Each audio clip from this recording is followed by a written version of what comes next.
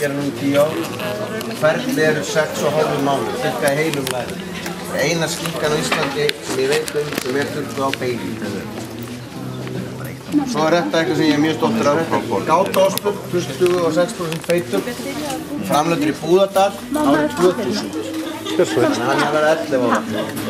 Hann er að fara að sýna svona parmesan effekt. Og hann var upprunalega framleiddur fyrir einhverja víkingahátíð sem aldrei varð og ég keypti þá uppleið og ég á reyndar ekki mikið eftir.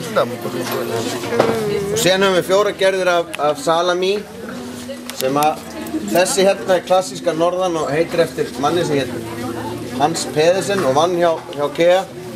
Þetta er svona dönsk pilsa, hinar eru áhrifaðar frá mér og mínu ferðalögum. Þessi er svona skrítið hvað, við skulum ekki gera meira af þessu. Svo erum við 2 útfærslur af skyri. Það er bara svona klassísk skyr með berjum og músli og svo skýrum við súpu. Það er eitthvað sem að skyr sem hráefni. Það er svolítið aðskilandi, við horfum alltaf á skyr, bara sem skyr með rjóma og eitthvað, í staðinn fyrir að horfa á sem hráefni sem við getum notað. Þið sjáum við útfærslu þarna höfum við sósu skyri, hérna höfum við skyr með sú og hérna höfum við, það er að gera skyr ís og það er að gera skyr karamell og skyr að kokta.